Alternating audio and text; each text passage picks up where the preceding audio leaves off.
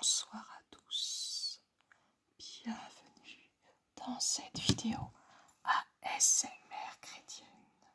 Ce soir, je voudrais vous parler des bienfaits du Saint-Rosaire. Les grands saints aimaient beaucoup le Saint-Rosaire et je voudrais vous livrer, vous dire quelques pensées des saints sur le Saint-Rosaire. Nous allons commencer par parler de Saint Louis, Marie Grignon de Montfort.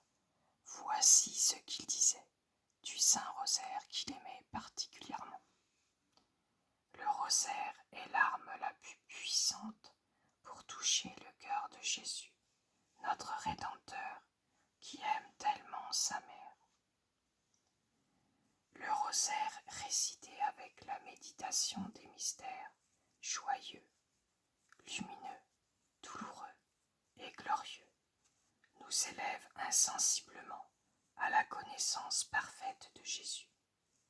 Il purifie nos âmes du péché, nous rend victorieux de tous nos ennemis, nous rend la pratique des vertus faciles, nous embrasse de l'amour de Jésus-Christ, nous enrichit des grâces et des mérites, nous fournit de quoi payer toutes nos dettes à Dieu et aux hommes, et enfin, nous fait obtenir de Dieu toutes sortes de grâces. Oh, qu'un prêtre et un directeur d'âme est heureux, à qui le Saint-Esprit a révélé ce secret inconnu de la plus grande partie des hommes, ou qui ne le connaissent que superficiellement. C'est ce qu'il disait du Saint-Rosaire. Il le comparait à un secret inconnu. Saint Louis-Marie Grignon de Montfort disait également que s'il en reçoit la connaissance pratique, il le récitera tous les jours et le fera réciter aux autres. C'est-à-dire que pour lui, il ne fallait pas seulement le réciter, mais il fallait aussi le diffuser à tout le monde. Dieu et sa sainte mère verseront abondamment la grâce en son âme pour être un instrument de sa gloire. Il fera plus de fruits par sa parole, quoique simple, en un mois que les autres prédicateurs en plusieurs années. C'est-à-dire que les grâces obtenues par le Saint-Rosaire sont vraiment très très grandes et nous font grandir aussi beaucoup plus vite.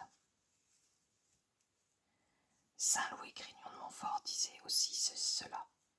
Je vous assure qu'il est très dangereux, pour ne pas dire pernicieux, de quitter de son propre chef la récitation du chapelet ou du rosaire, sous prétexte d'une plus parfaite union à Dieu.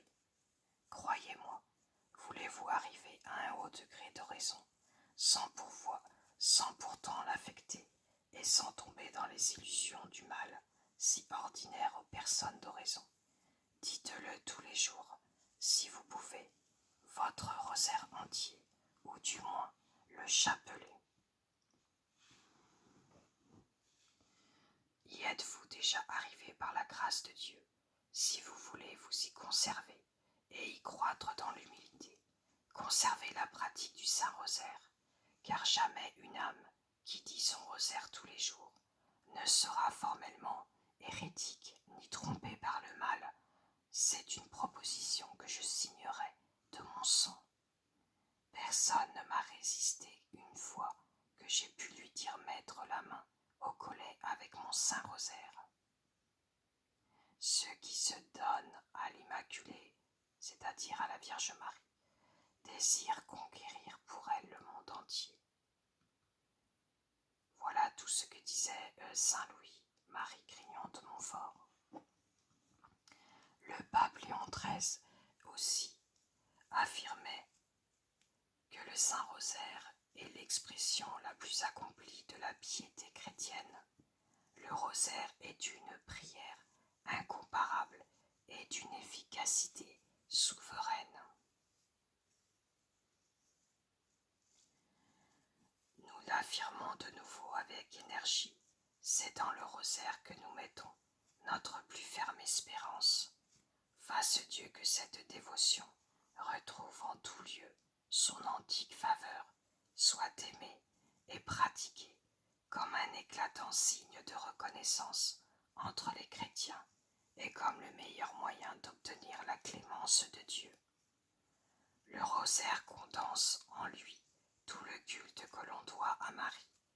Pour honorer Marie et mériter ses faveurs, il n'y a pas de meilleure prière que le Saint Rosaire. Il est bien reconnu que cette forme de prière est si agréable à la Sainte Vierge qu'elle est particulièrement efficace pour sauver du danger l'Église et le peuple chrétien, le peuple de Dieu.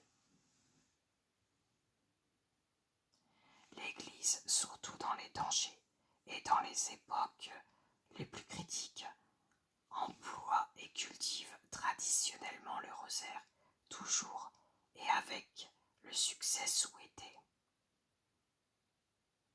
On peut affirmer que dans les familles et parmi les peuples où l'on pratique le rosaire est resté l'honneur comme autrefois. Il n'y a pas à craindre que l'ignorance ou le poison de l'erreur détruisent la foi. Donc Léon XIII nous apprend que le rosaire nous maintient dans la vérité. Et la vérité, bien sûr, c'est la parole de Dieu. Fasse Dieu que cette dévotion retrouve en tout lieu son antique faveur, soit aimée et pratiquée. Je pense que cette phrase est importante à entendre de nos jours. Nous devrions le prier plus souvent. Le rosaire est une prière incomparable et d'une efficacité souveraine, c'est-à-dire qu'avec le rosaire, on obtient tout si on le prie avec amour et foi. Pie IX a dit que le rosaire était le salut du monde. Il a dit exactement ceci. C'est le rosaire qui sauvera le monde. Grande est la force d'une armée qui tient en main non l'épée, mais le rosaire. Le rosaire est la prière la plus efficace pour accroître dans le cœur des fidèles la dévotion à Marie. Alors Saint Pie X disait que « Donnez-moi une armée qui récite le rosaire, le chapelet, et je ferai la conquête du monde. De toutes les prières, le rosaire est la plus belle et la plus riche en grâce, celle qui plaît le plus à la très sainte Vierge. Aimez donc le rosaire et méditez-le avec piété tous les jours. C'est le testament que je vous laisse, afin qu'il vous fasse souvenir de moi. » Voilà ce que disait Saint Pie X. Alors Pie XI disait que le rosaire est une arme très puissante pour chasser le mal, pour conserver l'intégrité de la vie, pour acquérir plus facilement la vertu, en un mot, pour obtenir la véritable paix aux hommes. Le rosaire est le moyen privilégié, entre tous les autres, de procurer le retour du Christ des individus, des familles et des nations.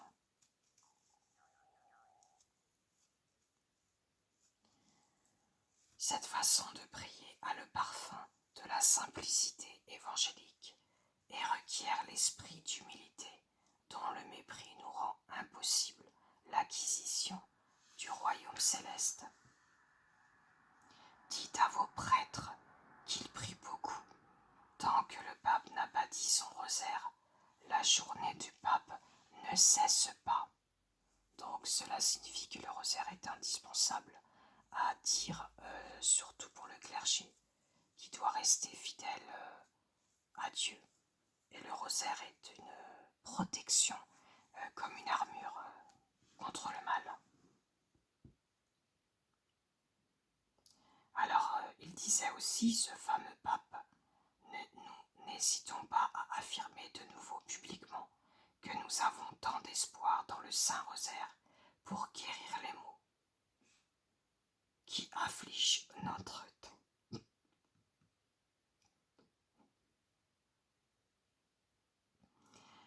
Padre Pio, qui est un moine capucin du XXe siècle, très connu aussi, un grand mystique qui ressemble un peu à Saint Charbel. Moi, il me fait penser au curé d'Ars, mais bon. Alors, Saint Padre Pio disait ceci du Saint-Rosaire. Ceci est mon testament et mon héritage. Aimez la Madone et faites-la aimer. Récitez toujours le rosaire. Je souhaiterais avoir une voix assez forte pour dire à tous les pécheurs du monde d'aimer Marie. Elle est l'océan que l'on doit traverser pour atteindre Jésus. Récitez le rosaire et récitez-le tout le temps et autant que vous le pouvez. Dans tous vos moments de temps libre, une fois que vous avez terminé vos devoirs d'État, vous devriez vous mettre à genoux et prier le rosaire. Priez-le devant le Saint-Sacrement ou devant le crucifix. Voilà ce que disait Padre Pio à tout le monde, aux gens qu'il rencontrait.